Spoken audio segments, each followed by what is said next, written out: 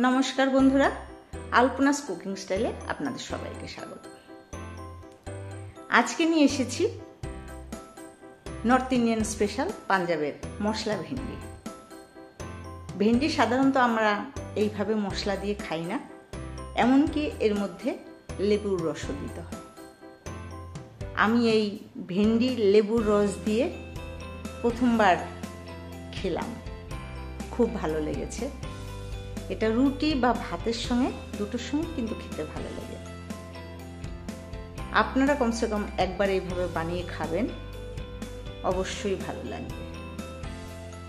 তাহলে আসুন দেরি না করে শুরু করে দিচ্ছি আজকের রেসিপি। এখানে 250 গ্রাম ভেন্ডিকে ধুয়ে এরকম ছোট ছোট পিস করে কেটে নিয়েছি। এখানে দুটো বড় সাইজের পেঁয়াজ, 4-5 কোয়া রসুনকে এইভাবে কেটে নিয়েছি, 3-4টে কাঁচা লঙ্কা, আর নিয়েছি একটা টমেটো। এইবার রান্নাটা শুরু করছি। কড়াইতে 2 টেবিল চামচ মতো সর্ষের তেল দিলাম। তেলটা ভালোভাবে গরম হয়ে যাবার পরে এর মধ্যে জিরে ফোড়ন দিলাম। জিরেটা যখন একটু ফুটে উঠেছে, কালারটা চেঞ্জ হয়েছে, তখন এর মধ্যে 3-4 কলি রসুনের কোয়াকে কেটে নিয়েছিলাম সেটা দিয়ে দিলাম।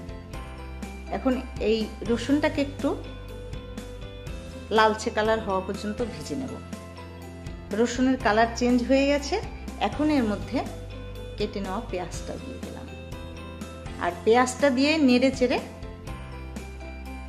নরম হওয়া পর্যন্ত ভাজতে থাকবো। পেঁয়াজটা অনেকটা নরম হয়েছে, এখন এর মধ্যে কেটে নেওয়া কাঁচা লঙ্কা, টমেটো দিয়ে দিলাম।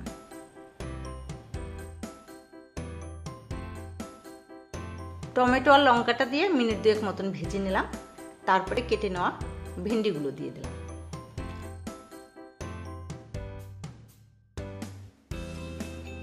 এখন সব ভেন্ডির সঙ্গে মশলাটাকে নেড়ে চেড়ে ভালো করে মিশিয়ে নিয়ে ঢাকা দিয়ে দিলাম। এইবার ঢাকনা তুলে আরেকবার নাড়িয়ে নিয়ে এর মধ্যে এক এক করে লঙ্কার গুঁড়ো, জিরের গুঁড়ো, ধনের গুঁড়ো, লবণ, এখানে সব পরিমাণ মতো দিয়েছি, 1/2 চামচ করে দিয়েছি।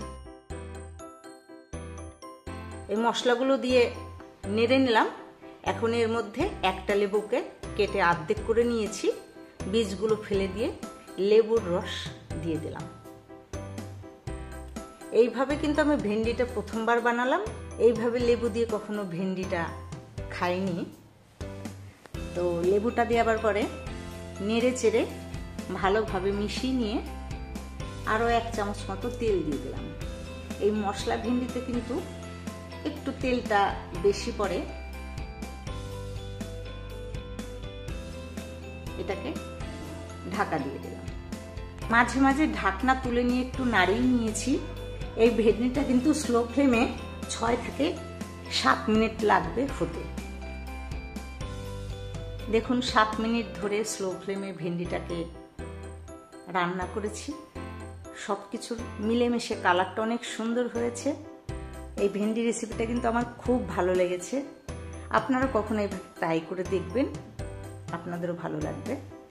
আর রেসিপিটা ভালো লাগলে চ্যানেলকে সাবস্ক্রাইব করবেন, লাইক শেয়ার করে পাশে থাকবেন, আর পাশের বেল আইকনটি প্রেস করবেন। তাহলে যখনই আমি নতুন কোনো ভিডিও দেব আপনাদের কাছে নোটিফিকেশন পৌঁছে যাবে।